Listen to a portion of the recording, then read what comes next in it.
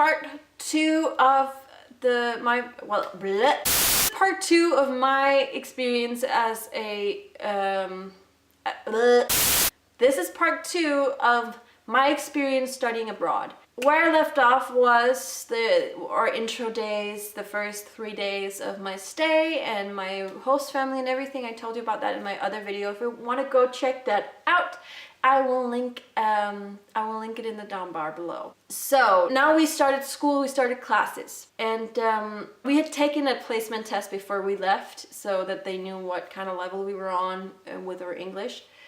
I got placed in the next best class at that time, which was Advanced 3. I had a teacher called Eric. What I want to tell you about the teachers there at the school, most of them were pretty young, which was great because it made connecting with them way easier. And they weren't just your teachers. Like they could talk to you about your problems. If you felt homesick, you could go to them and you could talk with them about like fun stuff too, or where to go. You know, they were all from and around LA, and it was great. I had a teacher called Bobby too, and well, his name was Robert, I think, but they called him Bobby. So Sabina, Charles. Okay, yeah, I'm just mentioning names and you don't know who they are, so it's not really fun for you. But they were just amazing, all of them. I didn't have one bad teacher. They were all great. And like maybe I was just lucky, I don't know. But it was amazing. They were all really, really great. Besides studying English, I had chosen to also study media and arts as kind of an extra program. And that's why I chose to go to LA. And the media and arts part was really difficult, but in a good way. It was challenging. And I learned a lot about cameras, filming, taking pictures, painting even, drawing, stuff like that. It was amazing. It's pretty interesting and the classes are pretty small. Yeah, okay, now fast forward to me meeting some of my really good friends there. First of all, of course, there was my roommate. We were pretty close. Then I met some other Danish people, just because you feel a little bit homesick and stuff. So I met a guy called Jacob, a Danish guy, and a girl, Christine, and another girl, Emma, and stuff. And I started talking a lot with them. They were all in upper advanced. They'd been there for 3 months when I arrived. But I started connecting with them and talking to them a little bit. And through them, I met other people. For example, through Jacob, I met my now boyfriend, Saudi Arabian guy, Faisal. Okay, and then I met a French guy too called Greg. He was with one of the Danish girls at that time. So I also met him, and I met a guy called Sturla. He was amazing too, a Norwegian guy.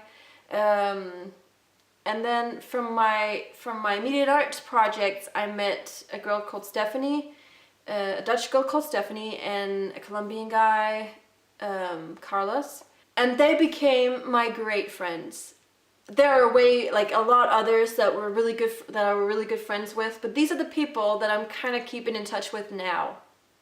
Except for my roommate, unfortunately, we kind of had a disagreement at the end, but that is not anything you need to hear about in this video. So I'm still great friends with all the others, and I still talk to Jacob. I still talk to Sturla and Greg once in a while. Still talk to Stephanie. And of course, I still talk to my boyfriend. We're still together. So it's the most amazing group of friends ever. And we all talked a lot about how amazing it was that we barely knew each other, kind of, you know, compared to your friends at home that you've known for years. You barely know these people, but we still all felt that we could be 110% ourselves, which I think is an amazing thing, like just that in itself. But yeah, met them, had so much fun with them for the whole time, and I wish I didn't have to leave and they didn't have to leave and we can just still be there and have fun. But life is unfortunately not like that. So moving forward a little bit, I want to tell you about a day I had there, imprinted in my mind. Probably one of my best days ever in my life. And this one particular day was probably, I think I'd been in America, like in LA, for around a month or so. And I remember that I was talking to my friends on Skype. They were all at a party for one of my good friends who had just graduated, and they were having a huge party for him. And Everybody was there except me. I was pretty sad about that. I was down about that, you know. I felt a little bit left out and alone, and so after that, my roommate and I decided to go to a restaurant and get some lunch with a couple of our other friends. And we had such a great time. We were just laughing and fooling around. And after we had lunch, I really got in a better mood. Then my roommate and I decided to go to the beach. And when we got down there, Jacob was there, Faisal was there, some other girls were there, Stephanie was there. We ended up staying there all day until the sun went down and listened to people playing music on their guitars and ran by the water and splashed with water even though it was freaking cold. And we had so much fun, and it was just the most amazing day ever. And I remember thinking, I am so happy that I'm here and that I'm not at home, because parties will be there when I come home. It's fun, you know, don't get me wrong, it's fun. But this was something that I was only gonna really experience once. That made it so much more special and so much more precious, you know, to me. And I think if you've been studying abroad or traveled for a longer period of time, you will know what I'm talking about. You will know what I mean. Because it is just an amazing thing when you're in a moment and you're thinking is this really happening? This is amazing. Oh, yeah. I could talk about that all day. And I'm already talking way too much. Now we're gonna fast forward a lot again. Because now we're gonna go to when I had to go home. That wasn't fun. First of all, I just want to tell you guys that, of course, the people who had come there before me, like the people I met who'd been there for 3 months already, they went home 3 months before me. So they already left, and that was so sad. I hated that part, you know? But they had to go home. You can't change that. So they went home, and I still had my boyfriend. Well, we weren't boyfriend and girlfriend at that time, but we were still really, really great friends. We were really close friends. I had my roommate, and I think that was it for the last 3 months, to be honest. So I started hanging out way more, of course, with Faisal. We just started developing feelings for each other, and suddenly it all went really fast, and then we were boyfriend and girlfriend. Yay! So we had a great time the last 3 months, and then I had some friends coming over and visiting me, and that was great too. It was so nice to see them. And then the time came when school ended, and my parents came to take me. We went on a road trip before we went home to go visit my cousin who lives in San Francisco and my aunt who lives in Canada. So we went to visit them, and then we went home in September. I just remember coming home. It was so strange in the beginning.